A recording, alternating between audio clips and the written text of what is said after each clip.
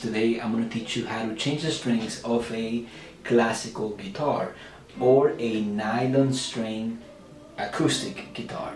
Things that I'm going to be using today are tools, a string winder, the Adario strings, normal tension, and lemon oil for the fingerboard, and I use a regular guitar polish spray to clean it.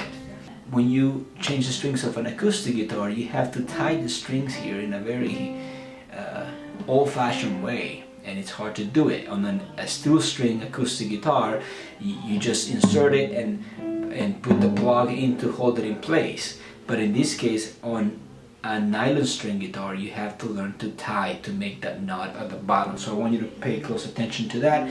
And as usual here, on the tuning knobs, you just have a little hole in the middle where you put the string in, and then you just have to tighten the string using the tuning knob. Okay, let's start. I'm almost done taking the strings off. If you're a beginner guitar player, you may not know how to place this bridge, this white line here back. It's like a little bridge that comes off. So in that case, I just recommend you to leave one string on.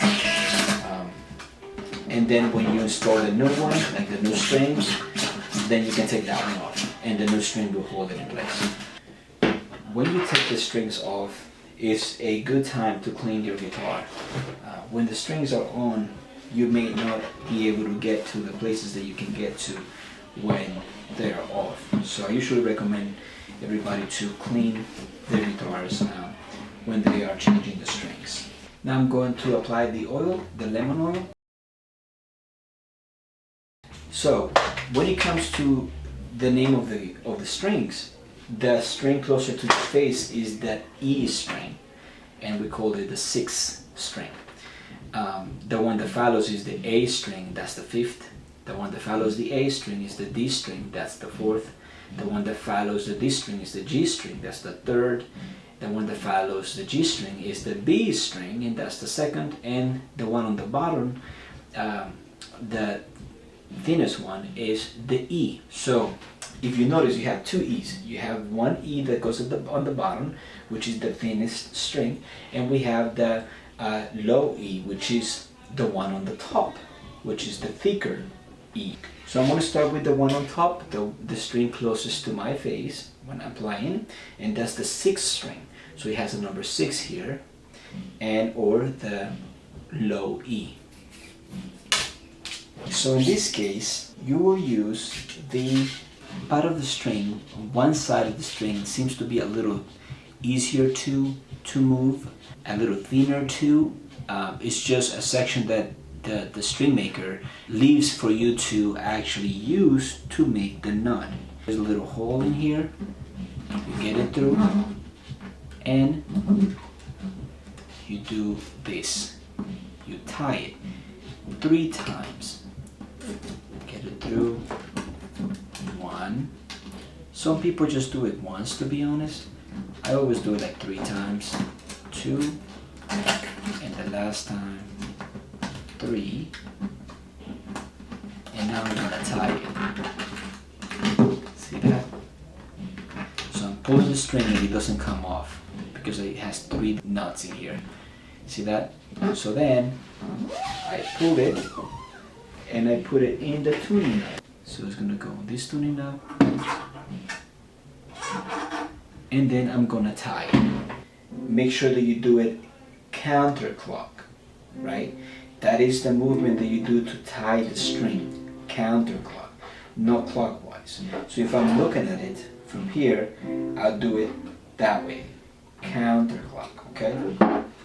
I put this finger here to hold the string, and I do a counterclock. I already installed the first one. Now that I installed the first one, I'm going to take this one off because I don't need it anymore.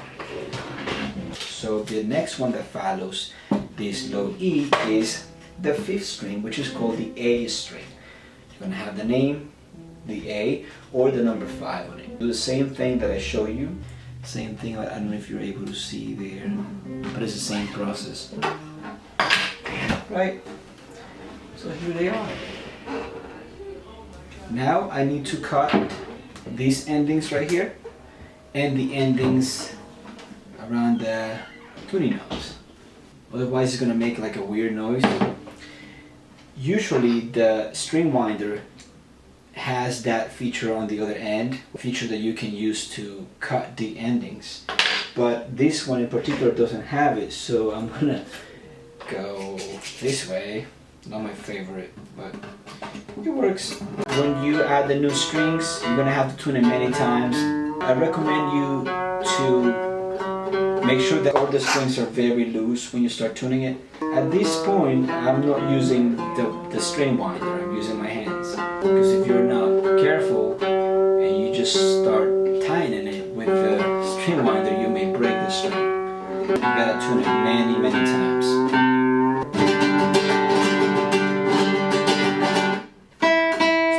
Time and then I finish for today. Tomorrow when I play this guitar, I'm gonna have to retune it again.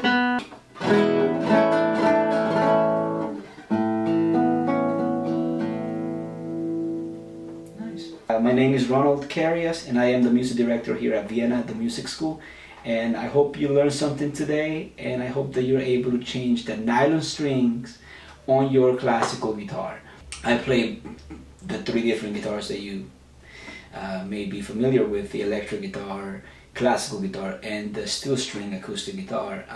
All of them are great, but the beautiful natural sound of a classical guitar, nylon string guitar, or the Spanish guitar, it's just beautiful. So don't give up, learn to change the strings, get used to the more mellow, darker sound, and keep on working on it. You're gonna have a lot of fun and you're gonna enjoy the beautiful sound of the guitar. Imagine it's raining and you hear that mellow, dark sound of a nylon string classical guitar, and you just playing it and it doesn't really harm your ear. It's already out of tune. I'll tune it tomorrow again. I'll see you next time. Thank you for watching and stay tuned.